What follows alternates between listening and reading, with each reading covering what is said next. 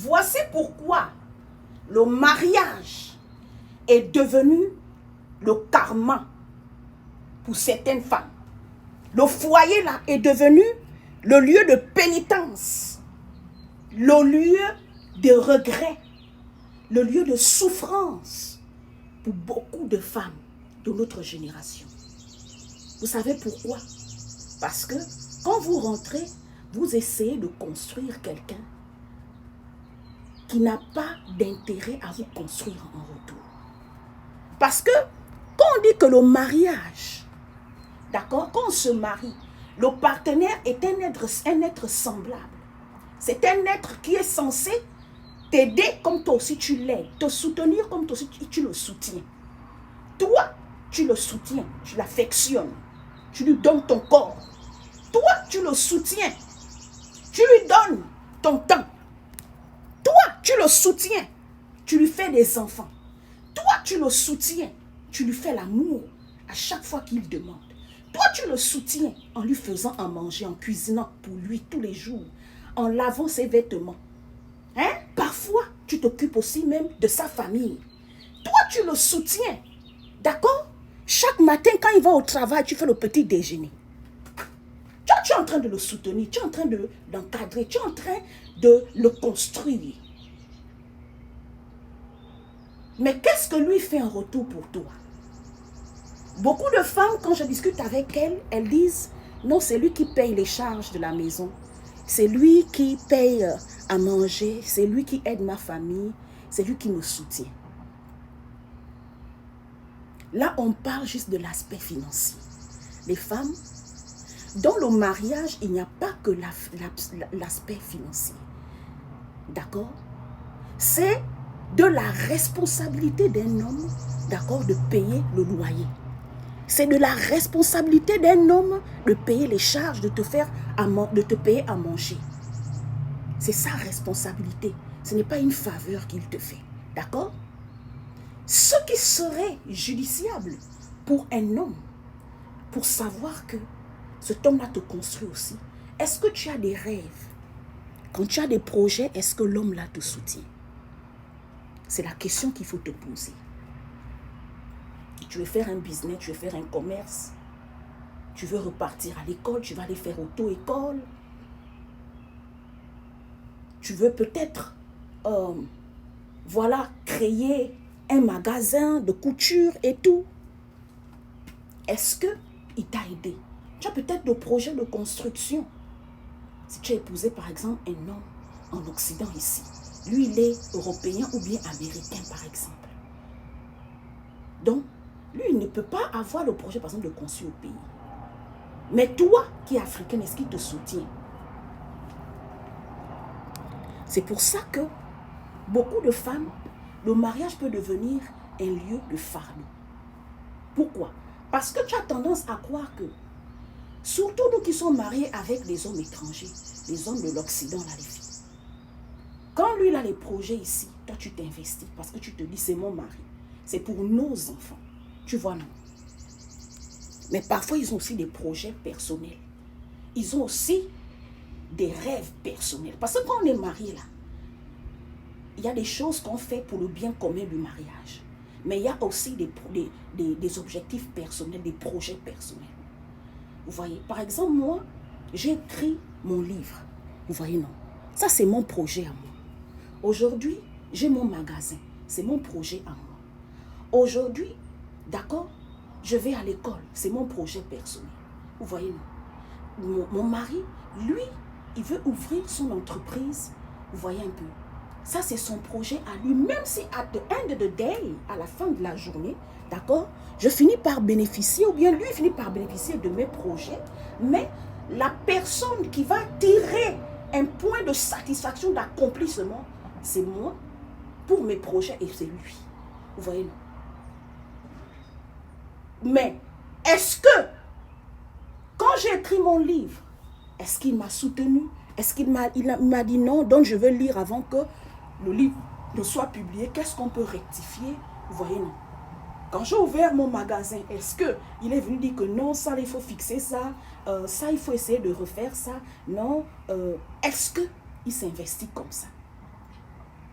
C'est le problème qui gaspille les mariages aujourd'hui, les filles. Je prends l'exemple, nous qui sommes en étranger, parce que je peux mieux illustrer ça, parce que moi, je suis en étranger. D'accord? Mais vous, par exemple, vous qui êtes en Afrique, est-ce que ton chéri s'investit dans tes projets? Est-ce que il est investi dans tes projets à la hauteur où donc tu es investi dans tes projets? Mais par-dessus tout, est-ce que le foyer t'apporte la paix plus que le tourment? Quand tu dors la nuit, qu'est-ce qui te stresse le plus? Qu'est-ce qui est sujet de pleurs, de regrets pour toi? Si le foyer est à ce niveau-là, maman, revois ta façon de faire les choses. Aujourd'hui, maintenant, remets les intérêts centrés sur toi. La priorité maintenant, là, c'est toi. Lève-toi, cœur. Stand up. Get up. Lève-toi maintenant. C'est le moment de te lever, ma chérie. Tu risques de vieillir dans le foyer, là. Et après, quand l'âge va passer, là, il va te dire non, je pense que ça ne marche plus entre nous. Parce que c'est maintenant ça la tendance. Vous savez, non. Tellement il y a des femmes célibataires dehors là qui veulent se marier, qui harcèlent de rentrer dans le foyer. Donc les gars sont prêts. Et j'ai remarqué une chose. Par contre, nous les femmes qui sommes dans les foyers, qui sont mariées là, on n'est pas prêtes. On ne s'apprête pas. On est en train de rêver. Nous sommes des rêveuses. Quand tu vois que ton foyer bat de l'aile, quand tu vois que toi, tout le temps tu parles déjà divorce, comment savoir que ton foyer bat de l'aile? Soit c'est toi qui parles divorce, soit c'est ton mari qui parle divorce de temps en temps. Parce que souvent quand je fais les vidéos, j'ai comme tendance à croire que beaucoup ne comprennent pas. Depuis que tu es marié, je ne sais pas combien d'années, tu vas écouter ce message-là. Est-ce que tu as déjà voulu divorcer plusieurs fois? Ou bien est-ce que le mari a déjà parlé de divorce une ou plusieurs fois? Si c'est la réponse oui, ça veut dire que ton foyer bat de l'aile. Ça veut dire que ton foyer n'est plus en sécurité. Ça veut dire que ton mariage ne va pas bien. À n'importe quel moment, soit c'est toi qui vas partir, si c'est toi qui parles divorce.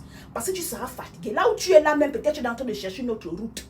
Comme tu n'as pas encore trouvé la voie de sortie, tu es encore là dans le foyer là. Ça c'est la femme quand toi tu veux partir.